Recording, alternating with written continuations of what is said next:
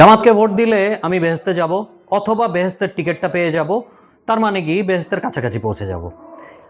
আমি নাইলে ভোট দিয়ে বেহেশতে চলে গেলাম, কিন্তু আমার ভোটের কারণে জামাতে ইসলাম যদি ক্ষমতায় আসে, এমপি হয়, মন্ত্রী হয় বা প্রধানমন্ত্রী হয়, এরা কি বেহেশতে যাবে? এদের কি বেহেশতে যাওয়ার আসলে কোনো সুযোগ আছে? আমার মনে হয় সুযোগ নাই। এক নম্বর কথা হচ্ছে, জামাতে ইসলামের যে মূল লক্ষ্য হওয়া উচিত, অর্থাৎ তাদের দলীয় সংবিধান যেটা হওয়া উচিত, সেটা হচ্ছে ইসলামিক শাসন কায়েম বাংলাদেশে করা। অর্থাৎ তারা ইসলামী একটি দল এবং তার সেই শাসন কায়েমই বাংলাদেশে তারা করবে, এটাই তাদের একমাত্র মূলমন্ত্র হওয়া উচিত দল হিসাবে।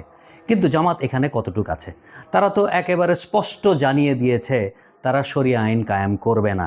শুরুতে বলেছিল শরিয়া ভিত্তিক আইন বাংলাদেশে চালু করবে, এখন দেখছে শরিয়া আইনে তারা খুব একটা সাফল্য পাচ্ছে না, বিভিন্ন ধরনের রিপারকেশন আসছে, তারা বলে দিল তারা শরিয়া আইন কায়েম করবে না, শুধুমাত্র ভোটে জেতার জন্য।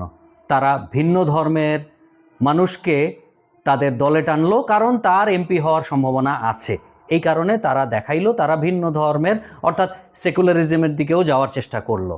জামাতে ইসলামের নামের সাথে কি এটা কোনোভাবেই যাচ্ছে? এটা তো সাংঘর্ষিক। দ্বিতীয় কথা হচ্ছে, তারা মা বোনদের মোটামুটি এমনভাবেই মানে বেষ্টনীর ভিতরে আটকে ফেলতে চাচ্ছে, তারা কোনোভাবেই জামাতের কোনোদিনই আমির বা বাংলাদেশের জামাতের আমির যেহেতু না হবে, তাহলে জামাত ক্ষমতায় গেলে জামাতের আমির যেহেতু কোনো মহিলা হইতে পারবে না, তার মানে বাংলাদেশের শাসনভারও কোনো মহিলা কোনোদিনই নিতে পারবেন না। কিন্তু অথচ আবার 5%-এর জন্য তারা জুলাই সনদেও সাইন করেছে। তো যাই হোক, মানে একটা কাজের সাথে কথার যখন মিল না থাকে, তখন কি আসলেই তারা বেহেশতে যেতে পারবে? এবার আসি, শুধু ক্ষমতার জন্য তারা শুরুতে বলেছিল আমরা কখনোই কারো বিষোদ্গার করি না। এই মুহূর্তে শুধু জামাতের আমিন না, ওই সাদেক কায়েমের মতো পিচ্চি ছেলেও যা কথাবার্তা বলে, তার কি কোনোভাবে যোগ্যতা আছে তারেক রহমানের নিয়ে কথা বলার? যাই হোক, তাদের মুখে এক, অন্তরে এক, আর লেখাতে আর এক। কিছুদিন আগে তো তার এক স্যান্ডেলে যা আসলো, যদিও সে বলছে এটা হোয়াট ইউ কল ইট, কেউ হ্যাক করেছে, যেটা বিশ্বাসযোগ্য না, কোনো তথ্য প্রমাণ দিতে পারে নাই।